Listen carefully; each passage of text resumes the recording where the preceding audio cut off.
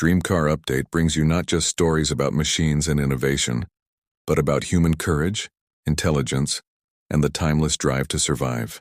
Today we take you deep into a forgotten chapter of North American history, a story of wit, survival, and leadership. This is the tale of the Apache Chief who outsmarted 200 soldiers with a snow trick. Our story begins in the late 1800s, in the harsh frozen highlands of the Rocky Mountains. The wind howled through the pine forests and snow blanketed the ground in endless white. The land, though beautiful, was unforgiving. Yet for the Apache people who had fled north from the American Southwest, it had become a place of refuge. Among them was a man named Chief DeSoto Hay, known to the settlers as Gray Hawk. He was a leader of sharp mind and unshakable spirit. Though the U.S. Army had pursued his band for years, Gray Hawk had managed to keep his people safe, relying on intelligence rather than violence. But now, in the winter of 1879, things had reached a breaking point. 200 American soldiers, led by Captain Reynolds, had tracked the Apache camp to a narrow mountain valley near the edge of the Canadian border. Their orders were clear: capture or destroy the tribe. The soldiers had superior weapons and numbers.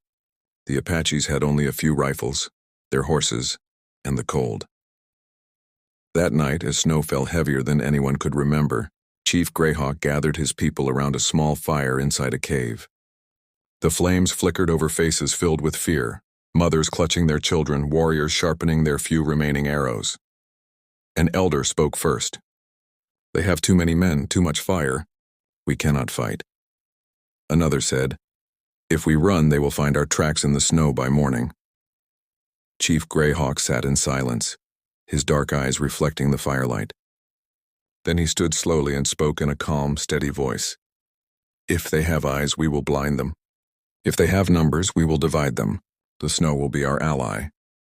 The others looked at him, puzzled. That night, Greyhawk and his best scouts went out into the storm. The snow was waist deep, the wind cutting like knives, but they moved silently, leaving barely a trace. They climbed to the ridges above the valley where the soldiers were camped, their fires glowing like orange stars in the dark. From above, Greyhawk studied the land, every rock, every slope, every tree bent by snow. Then he smiled faintly. The mountain would fight for them. Before dawn, the Apache chief began his plan. Using pine branches, his warriors swept the ground around their camp, erasing footprints. They scattered ashes from their fires and covered them with snow, making it look as if no one had ever been there. Then they split into 3 groups. The first group moved south, dragging heavy tree branches behind them to create fake tracks leading toward an open field, an easy trail for soldiers to follow. The second group, including the women and children, moved west through a hidden ravine covered in thick snowdrifts. The third group, led by Greyhawk himself, climbed up the mountain cliffs, where they could see everything below. By sunrise, Captain Reynolds and his men found the fake trail. "They're on the run," the lieutenant shouted. "We can catch them by noon." The soldiers marched straight into the open field, unaware that Greyhawk's plan was unfolding perfectly. As the army advanced, the snow beneath them grew deeper. Horses began to stumble, and men struggled through drifts up to their knees. Then came the sound, a low, distant crack. The captain froze. Another crack followed, then another. Suddenly, with a thunderous roar, the snow above the valley gave way. Greyhawk had used the night to loosen the snow on the slopes with sticks and rocks, and now his trap had sprung. An avalanche tore down the mountain, swallowing the front line of soldiers in seconds. Horses reared, men screamed. Rifles were lost beneath the rushing white sea. Those who weren't buried were trapped waist deep, their weapons useless. From the cliffs above, Greyhawk and his warriors watched in silence. He gave a single signal, and the few Apache riflemen fired warning shots echoing through the storm. The soldiers panicked, believing they were surrounded by hundreds of warriors. In truth, there were fewer than 30. By sunset, the army was in retreat. They left behind their supplies and wounded, retreating to lower ground to survive the cold. Greyhawk's people, hidden in the ravine, crossed safely into Canadian territory, beyond the soldiers' reach. Days later, the survivors reported the event. The army refused to believe that a small band of Apaches had engineered such a trick. "The mountain betrayed us," one soldier said. But those who had seen it with their own eyes knew the truth. Chief Greyhawk had used the land itself as his weapon. For weeks, the snow buried all signs of battle.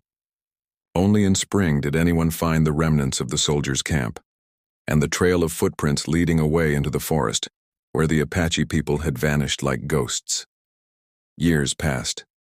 Stories of Greyhawk's trick spread across frontier towns. Some called it a legend. Others swore they had seen him riding through the northern forests, his silver eagle feather shining against the white snow. But among the Apache, his name became sacred, not for killing enemies but for saving lives. He had proven that wisdom could defeat force, that understanding nature was stronger than any army. When Greyhawk grew old, he told his grandson, "The snow listens to those who respect it. Remember, and victory is not always in battle. Sometimes it is in knowing when to let the world fight for you." His grandson passed that story down through generations. And even now, deep in the Canadian Rockies, there are people who tell of the winter when the mountain itself rose to protect the Apache. Dream Car Update. Voiceover. In a world that often measures power by strength and weapons, Chief Greyhawk's story reminds us that the greatest weapon of all is intelligence, nature, respect, and patience. These were the tools that changed history. Sometimes survival doesn't come from fighting harder. It comes from thinking smarter. You've been watching Dream Car Update, where we share stories of courage, innovation, and the human spirit that drives us all forward. Because even in 2020,